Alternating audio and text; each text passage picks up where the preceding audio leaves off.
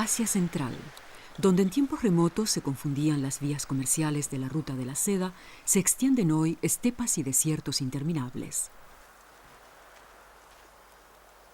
El maestro Tohir y sus aprendices salen hasta aquí una vez al año.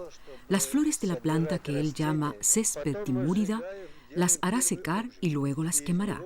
Su ceniza es uno de los ingredientes de una antiquísima receta para preparar el material de base que da color a una ciudad legendaria situada en la ruta de la seda, para dar el color a Bujará.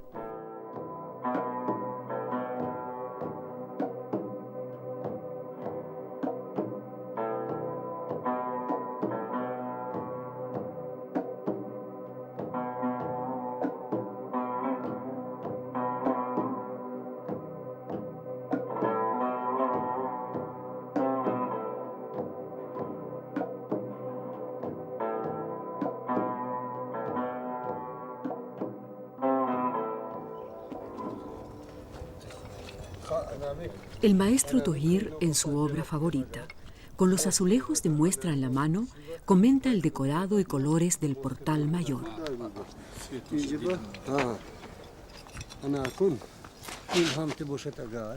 Se trata del patio interior de la medrese Mir-i-Arab, la más famosa de las escuelas superiores de estudios islámicos en Asia Central. Hace 450 años que se imparte aquí enseñanza espiritual a los jóvenes.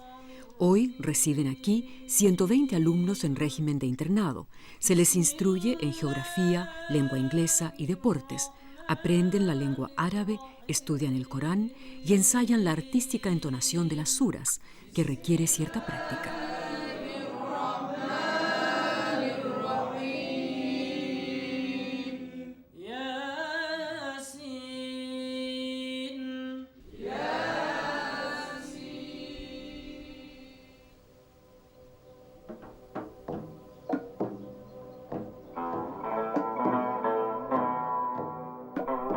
Fina y majestuosa losa, magníficos portales.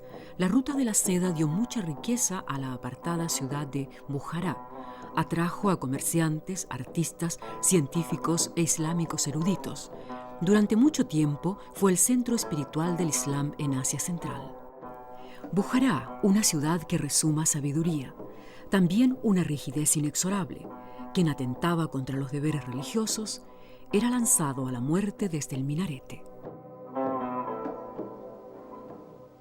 El maestro Tohir recuerda que tenía 12 años la primera vez que estuvo en este famoso lugar y se preguntó, ¿cómo pudieron erigir esto? Lo que más le fascinó fueron las fachadas, que le dan un aspecto de levedad a las monumentales construcciones. No toda arcilla es de igual calidad. El maestro Tohir lo sabe y tiene para cada obra un yacimiento propio. Se fija en que la arcilla tenga la consistencia apropiada y pueda extenderse de forma pareja. Por lo demás, sus aprendices se encargan de acabar los azulejos, él les tiene confianza.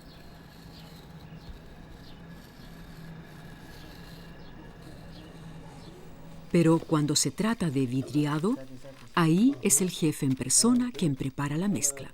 Tohir es el primer maestro ceramista de toda Bujará. Fueron los colores los que me sedujeron desde niño, cuenta. Lo llamaban el alquimista. Pasó años haciendo pruebas hasta conseguir descifrar las antiguas recetas. El azul es el color primigenio y el más importante de Bujará, afirma Tohir.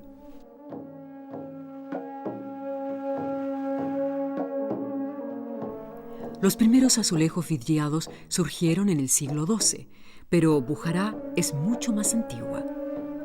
Este punto crucial en la ruta de la seda es testigo de 2500 años de historia. Una historia inestable, pueblos que llegaron y fueron expulsados, persas, árabes, mongoles. Finalmente se impusieron los uzbecos. Las primeras mezquitas se construyeron sobre los antiguos templos persas del fuego. Finalmente, en el siglo VIII, los árabes avanzaron hasta establecerse en Bujará. A partir de entonces, rigió la influencia islámica. Lo testimonian las mezquitas, madrasas, mausoleos y albergues para los peregrinos. Hasta hoy, las magníficas edificaciones están rodeadas de las casas de adobe del casco antiguo de la ciudad. La cerámica azul reluce junto a las viviendas de adobe revocado. Los portales sobresalen desde las callejuelas en donde sigue viva la antigua Bujará.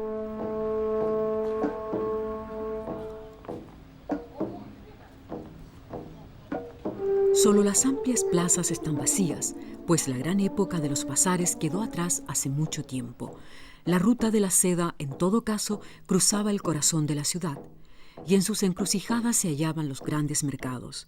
En tiempos pasados se sentaban aquí sombrereros y cambistas, joyeros y comerciantes en seda.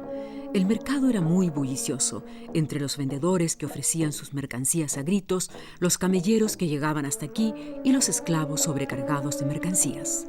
A la par con el comercio en el siglo XVI, florecieron también la ciencia, el arte y la arquitectura. De esa época datan también casi todas las joyas arquitectónicas, así como el principio de construir siempre 2 edificios monumentales, uno frente del otro, portal frente a portal. Una forma de complementarse, apoyarse y destacar la magnificencia. El florecimiento de Bujará fue marchitándose con la paulatina caída de la ruta de la seda. En la ciudadela, quienes detentaban el poder se hicieron cada vez más déspotas y sanguinarios. Primero fueron los soldados de los zares los que arremetieron contra las murallas, después las tropas de la revolución bolchevique. En 1920 la ciudad de Bujará fue anexada a la Unión Soviética. El brillo azul de la ciudad se tornó opaco, la fe fue reprimida. Hoy vuelve a ser el Islam un pilar esencial en la vida de la ciudad. Los magníficos edificios de antaño se restauran, se cuidan, se utilizan. En la mezquita Bolo House solía rezar también el emir.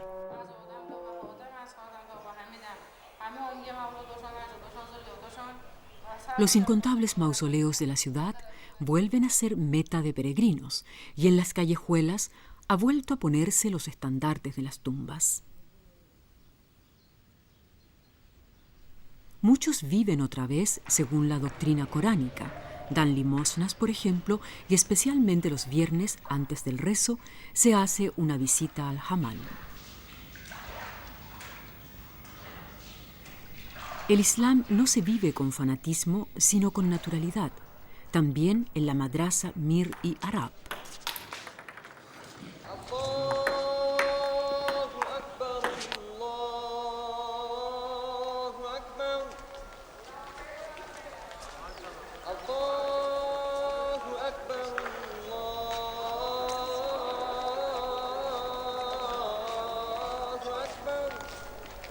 Los estudiantes no tienen que caminar mucho para rezar.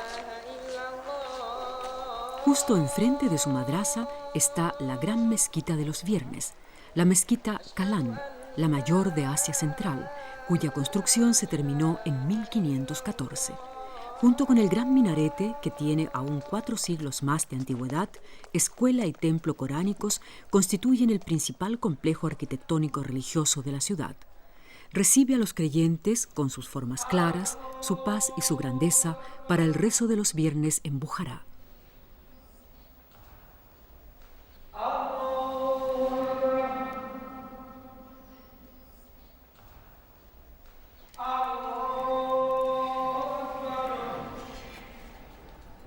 La capa de vidriado se unta sobre las piezas sin coser. Los ingredientes de su azul, que por ahora todavía es rojo, no quiere revelarlos el maestro. En tiempos soviéticos, cuenta Tohir, tuvo que desempeñar todo tipo de oficios, pues su arte de ceramista no se cotizaba. Hoy transmite a los jóvenes sabias técnicas del pasado. Sus hornos no cesan de arder. Para él, los grandes edificios de Bujará no solo tienen un significado religioso, sino también un gran valor cultural e histórico. Sus azulejos estarán a 1000 grados de calor durante 12 horas. El maestro Tohir se dirige a Lab y House.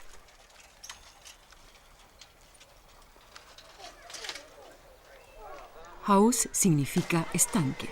En el pasado, 80 estanques similares proveían de agua a Bujará, pero también eran caldos de cultivo de cólera y enfermedades vermiculares, de modo que se los tapó. Han quedado muy pocos, entre ellos el bello Lab y House, enmarcado de madrazas y a la sombra de antiquísimos árboles. Desde hace casi 400 años, el agua fresca invita a reunirse cuando cae la tarde. A la mañana siguiente los azulejos ya fueron retirados del horno y están fríos. Formidable, dice el maestro. Tienen el brillo mate adecuado y no presentan impurezas. Muchos de los secretos del oficio se los enseñó su padre. Finalmente los azulejos se transportan a la obra de la madrasa Mir y Arab.